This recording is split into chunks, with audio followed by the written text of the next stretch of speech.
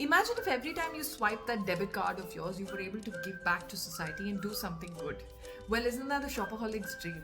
On this episode of Karishma Connect, I've got the lady who makes this possible with her revolutionary fintech platform called Giverly, powered by Visa. Now, Manvi Mehra, co-founder and chief business officer, joins me on this episode to tell me more about her platform that is innovating the way we give back through a cashback charity business model. She tells me more about that. She talks to me about revenue generation, co founder journeys, startup models, and how do you navigate all of this seamlessly. Go check it out, and until the next one, I'll see you soon. This is Karishma, and you're tuned into Karishma Connect. Do keep coming back every Sunday and Thursday. Tata. It's a pleasure to have you. I'm really looking forward to getting to know more about Giverly, which sounded very exciting from the word itself, and I can't wait to uncover the journey behind it. No, absolutely. Yeah. Thank you so much for hosting me. Very, very excited to be here and I look forward to this conversation. Every podcast on Karishma Connect has started with tell me your journey because you tell it best. There's nobody else who will share your journey better than you. So just dive right in. Tell me about your journey, how you started, what's so special about where you are today. Sure. So I honestly, by accident, became a part of the startup ecosystem, campus placements, and we were all running around here and there, different companies. This one random friend of mine said, I think it would be good for a job. I'd not even gone through a description. And it was, the interview was about 2 hours away from our campus. I was like, cool, let's go. It'll be a nice field trip. Yeah. Landed me a job in India Accelerator, which is a leading, one of the best startup accelerators in the country right now, as recognized by the government. So Okay. I, when I joined IA, this was back in 2020. I think that time the portfolio had about 20, 25 odd startups. When I left it last year, I left it at a good 150, close to 150, 170 odd startups in the portfolio. So I've, right from the day I started working, and graduated college, I've been a part of the startup ecosystem. Worked with over 80 different startups personally, Mhm. guided firstly, assisted and then grew to guide them on their go to market strategy, their customer acquisition strategy, their fundraising strategy, which was my core by the time I left from IA. So I was heading investor relations for them, and launched an angel network there, launched a network of wealth managers there. So again, traveled across different domains of running a startup, learning from a lot of um, failed use cases, a lot of successful use cases, Yeah. a lot of problematic situations, a lot of, again, working, being surrounded by founders in itself really teaches you a lot about, how to grow and hustle, and gives you a lot of insight into their journey, Yes. which I think is what sparked an interest within somewhere. I was always, I always looked up to founders around. It's just that, just how persistent and thriving and, driven and uh, patient also, if I can say, the role required them to be. And That's where I think I worked in the startup ecosystem for 3 years. Like I said, mentored, invested in a couple of companies also. Some of them are doing very well, some of them failed. And then I was like, I think now I've learned enough. Now I want to do something of my own, execute, and just see how interesting that journey can be. Yeah. And in parallel to that, so first thought was, I want to do something of my own. When I started introspecting, I realized that social impact as a space is something I've always been very close to, right from my childhood days. I've worked with a bunch of NGOs. My grandmother does a lot of philanthropic work, so she was always an inspiration there, and that's where then social impact came into being. Within this timeline is when COVID really impacted us as a society. We saw that during COVID, a lot of people came together. There were again, the need of the hour was for us to stand together as a community and to help each other around. But what you know saddened me to see was that by the time COVID subsided or got under control, if I may say, all of us got back. and busy in our everyday lives, and just took a back burner, Yes. right? Um, this is where, I identified. I mean, we saw the gap that people. I mean, India is again, it's a very price sensitive sort of market, right? People do not or would not go out of the way to sort of support unless the need is again that drastic for us to sort of come together. And this is where we wanted to build something which enables people to give back effortlessly, freely, gets imbibed in their everyday sort of life, so I don't have to go out of my way. Because I mean, for a lot of people, the reality is that we're so busy in our lives, right, with Yeah. work, with family, Right. XYZ things, that we, even if we want to do something good, the means are not there for us to, sort of, we don't have the time to go out, find a charity, do something else, etc. Yeah. So this is where the idea hit.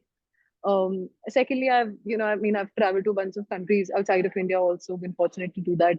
I've always seen that, outside there is a culture of sort of reciprocating the effort of people around, right? People leave a $1 tip, a $1 donation without even like thinking twice. It's so imbibed that even if I'm going to a fair and if there's a donation sort of a theme there, the the donation amount gets added in their head as a price of venturing out of their home, right? If it's not a separate sort of a component. Yeah. um, that culture is something that we saw was missing in India, right? Again, it's a very price sensitive market.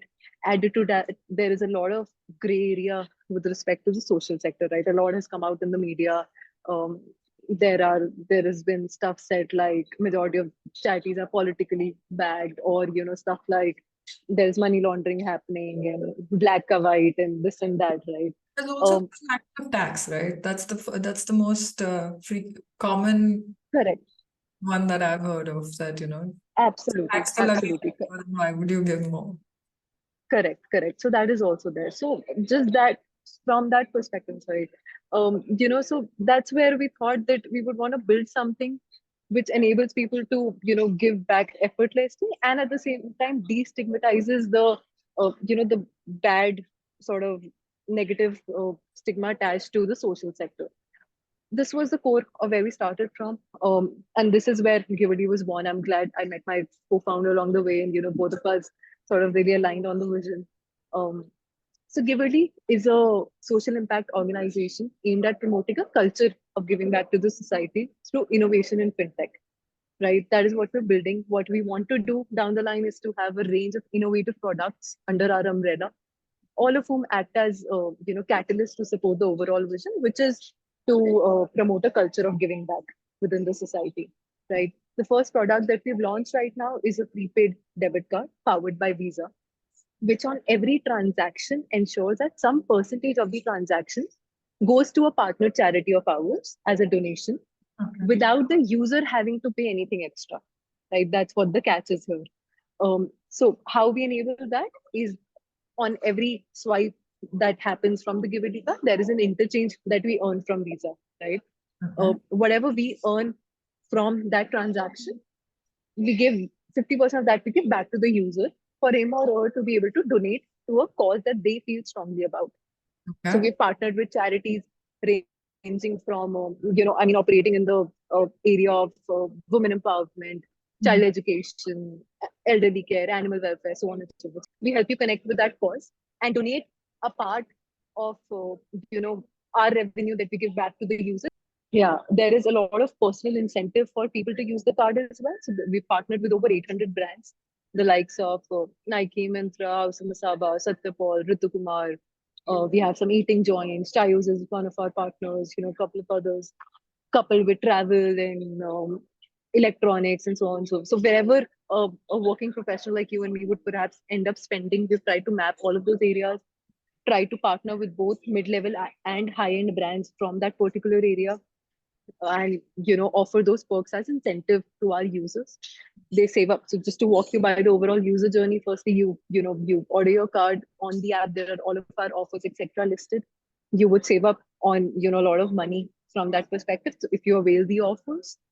Secondly, on every swipe there is an impact cash that you earn, which you donate to somebody. Okay. Because, and as soon as you donate, within 3 to 4 days, you get a videographic and photographic proof from us on your email. So Okay. suppose, you bought a shoe, for example, right, from Nike or Adidas or wherever. Firstly, because Nike is a brand partner, affiliate partner of ours, you would firstly get a discount on the shoe. You get your shoe. There is an impact cash that you earn with it, which you donate to a charity of your cause. So chances are that a poor kid in a village would also get a shoe with you, Mhm. just because you use the Giverly card to pay for, an expense that you would have otherwise also gone ahead and paid for, right? The extra that you paid from your pocket. Mhm. And secondly, within 3 to 4 days, you'll get a mail saying that this is the picture of the exact kid holding that whatever product you've donated, with your full name written on the product. So you know that, it cannot be replicated and it cannot be reused. So this is the actual product which has gone to this specific kid. It's a donation that happens in the user's name. The user also receives the ATG certificate from us on email. So you also get you can also avail it at the time of filing your taxes. Mhm. Mhm. So this is what the overall concept is. And yeah, right now we're focusing on corporates as a segment. We're telling corporates that you buy this card for your employee engagement, to inbuild a culture of giving back within your organization. Yeah. The employees are happy because it's filled with so many perks and discounts and exciting offers. From a company perspective, it again helps them instill a deeper sense of collaboration and engagement with their employees. At the same time, invoke a lot of sensitivity within the corporate environment. And what we also do is at the end of every month, we send our clients an impact report Mhm. saying that through the spending that your employees did in June, for example, 70 people got food, 50 got educated, 30 got first aid, so on and so forth. So the impact becomes very, very tangible for the company to sort of measure without having paid anything extra, any recurring cost or anything. It's just a one time cost of 300 rupees per employee, valid for 5 years. Yeah. You could reuse the card. There is also the added advantage of saving up on plastic there, because a lot of companies every 2 3 months or so end up giving Amazon vouchers or lifestyle vouchers or gift cards to their employees, right? Which is not a very sustainable sort of a practice from a recycling perspective. So Yeah. this is again where Giverty comes in. You order this card once, we give you a tech dashboard that is very, very easy to use. You just have to upload your employee list once there, and you could use it for giving them their reimbursements, their incentives, their bonuses, their Diwali gifts, or any XYZ thing that you want to. So this is what we're building, and that's been the journey so far. It's been a wonderful journey. I'm already you have covered so much that is so exciting. And I can see the passion that you hold behind it. And tell me, Manvi, how long has it been since you actually conceptualized this concept? Because the way you explain it to me, it is so formalized already. I'm curious to know, how did you manage to get so many things together? So I'll be very honest. October 2020 is when both me and my co-founder we got onto this full time. Before launching in India, we did a pilot run in Australia. Is my co-founder that time was located there, and we had access to some very good connects and industry leaders there. So we did a pilot run, raised about 15 lakhs in revenue in just about 3.5 to 4 months, Mm. donated there. But again, while it was very encouraging and very validating, personally, we don't let it get to our heads, because again, Australia is, a much more sensitive sort of market, if I can say, from a donation perspective, right? Yes. We did not have to explain why you should use this card. We used to say that, you would be able to make a recurring donation with it and people will be good to go. They were like, cool, we don't mind. Mhm. India is a little bit of a tougher market to crack from that perspective, because the culture is still sort of missing. Like I said, the first question that comes by is, what is in it for us as Yeah. an individual? What are you offering to me? So that's where, which is why our partnerships, etc., were very important for us to do. Right, we've tried to tie up with the best of brands to ensure that they offer the best of deals, and our users are continuously incentivized to use the partner. So yeah. Because you've tested international waters, I want to ask you that, is it just open to the Indian market, or are there plans of, further expansion? Are you planning to extend this internationally?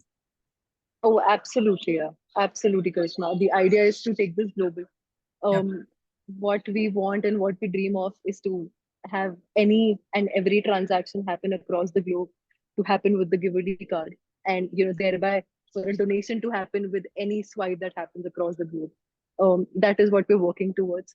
That was the primary reason why we wanted to test international waters also first, because we wanted that vision to be in our head. That we've already done this, we've tried it out. Now we go home, we capture home, and we build that culture there. Then we move outside again from there.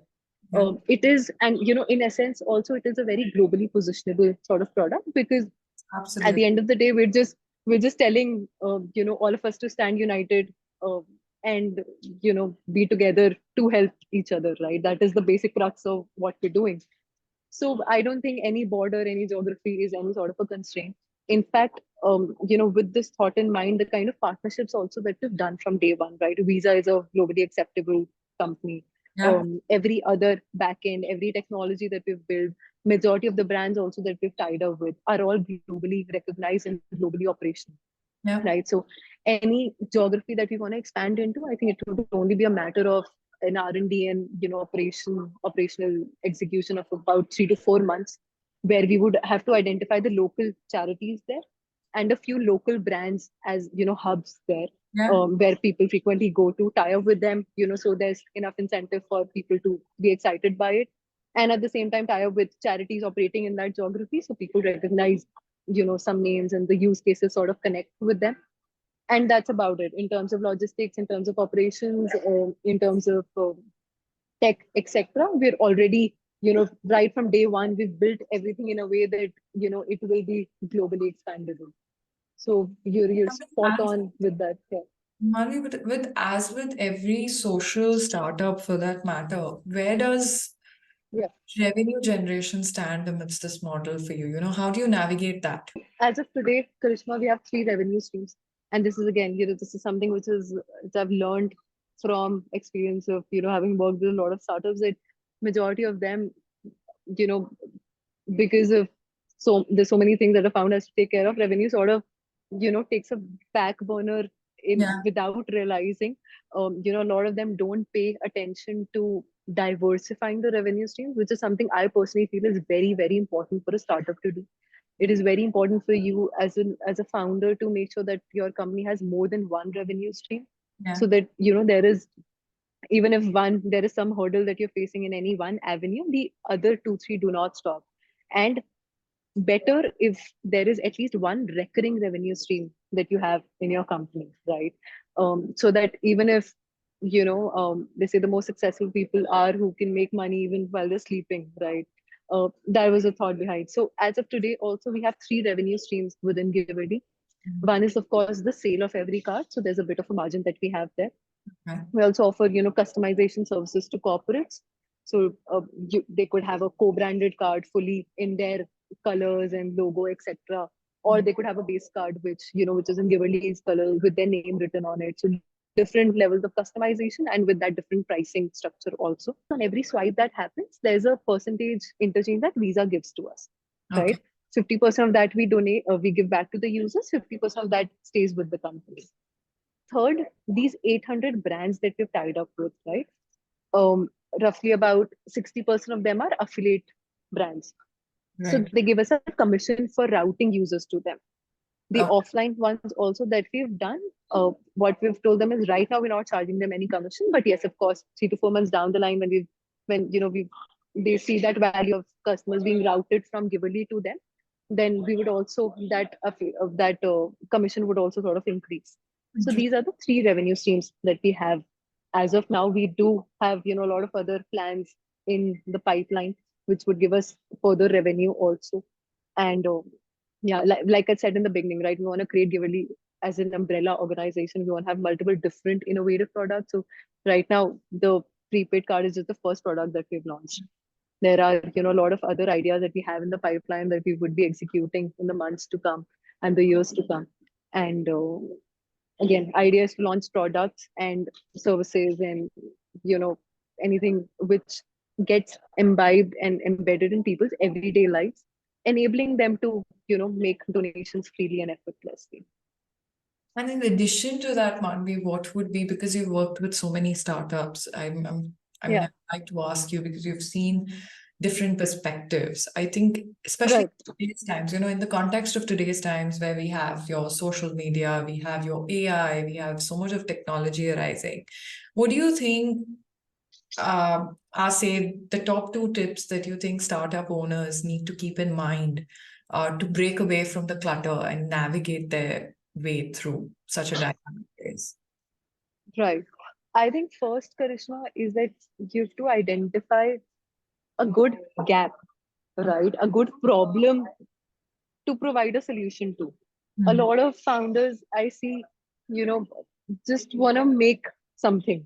Yeah. They're like, we want to do this without actually going out in the market and seeing that is there a need for the solution that you're making, while it must be, good to have, is it a need to have product, right? Because that's what sets you apart. Yeah. Second, is there a cause that is attached with it, right? Does it appeal to a mass audience, Yeah. right? Because at the end of the day, scalability is something that you really should pay a lot of attention to. True. If your PG is very very niche, it's very very limited, your sales and revenue and expansion also would be very limited, right? Yeah. um, as a founder, I feel you should, if you're dreaming, might as well make it big, right? So there should not be any boundary in terms of scalability. And third, I know you asked me two, but I'm going to give you Go one ahead. more. Go ahead. Third, I feel execution outlasts and outlives everything else. Yeah. You might have the best idea in the world, but if you're not able to execute it, it's all down to train. Yeah. So knowing how to execute, having that operational efficiency is again very, very important. So all these three things, I think if this sits together, I don't think there's any stopping. And then lastly, tell me, because Sure. partnerships are often difficult to navigate. And in business and entrepreneurship, I think it's always, uh, one mind works together differently, two minds work together really differently, and you have Correct. doing this in partnership with your co-founder. So I want to Correct. understand, what are your learnings from that? How do you, what are some of the effective ways of navigating a journey with a co-founder, maybe better put? Correct. I think that's a very important question. I'm glad you asked that, Karishma. Majority of the startups that I've seen fail have been because of a founder conflict, because of an ego coming in between, or opinions not matching, or I am right and you are wrong, and this and that. I think it's very very important for firstly to identify a person who adds to your strengths and compensates for your weaknesses. Firstly, as an individual, for you to know what is your strength, what is it that you bring onto the table, and then wherever you lack, to identify person who sort of adds there and fills that gap for you. For example, between me and Sagar, my co-founder, I have a background in funding and go to market strategy and network and stuff that I've built over the last 4 years in the ecosystem. So within Giverly, funding, marketing, PR, and what else, and business, right, sales is what I look after. Sagar, on the other hand, has a great grasp on the product side of things and the operational efficiency. So that is where he takes the lead, right? It's very important for you to, again, like I said, identify your strengths and then respect other person's strengths also, Yeah. right? For you to know this is where I take the lead, this is where you take the lead. Both of you all at the end of the day should be at par with whatever it is that you're deciding on. But Mm. there will be a lot of instances where you would have to take a step back and let your partner take a lead. There will be a lot of cases when you have to tell him, okay, I know this, trust me here, let's do this. And for both of you all to respect that opinion and to respect that trust and that gut feeling also. So that is very very important, and I think it takes a decent level of maturity to sort of understand and respect that a lot of people let ego and a lot of different emotions come in between, and that's normal there. like any other relationship, like, right? Even with our parents or anybody around, nothing goes static forever, right? There will be ups and downs. There will be cases where, you would be angry, you would feel disheartened, you would feel a lack of trust, and so on and so forth. But again, at the end of the day, if you've decided to make this work, and if there is alignment in the vision, then a lot of times you would have to keep yourself at the back end, and keep your company on the forefront, Yeah. Right. um, which is something I always tell founders. And I think, like I said in the beginning, majority of the startups that I've seen fail have been because of a founder conflict, and it's very, very sad. Yeah, for two people who dreamt the same dream, and built it with the same passion, to a year or two or three down the line just break it off because of some random stupid fight. Just get past it. Ask you that question. um yeah, so that's something that's very important, I feel. Great, Manvi, that was very insightful. On that note, I think it's all about giving wisely, and I'm really happy to have known about Giverly on this podcast because I think it's inspired me. So I'm pretty sure it'll inspire every listener who tunes in, and it's encouraged me to engage. And I'm sure I'm going to go check it out myself. So I'm pretty sure it's going to be a effective listen for everybody who tunes in. So thank you so much for making it that way. It's a pleasure to have you. No, absolutely, Karishma. Thank you for hosting me. Like I was telling you, I think it's my first podcast ever. I think it was a lot of fun, a lot of natural conversation. And thank you for hosting it that way. And I hope we stay in touch. And good luck. And I hope everybody who listens to this does go and check out Giverly. Oh, again, the whole idea is to just enable people to give back effortlessly. And that's just what we're building towards. Would love everybody to join us on this journey. For sure. More power to you. I'm sure we'll all join in. Thank you so much, dear. Thank you so much.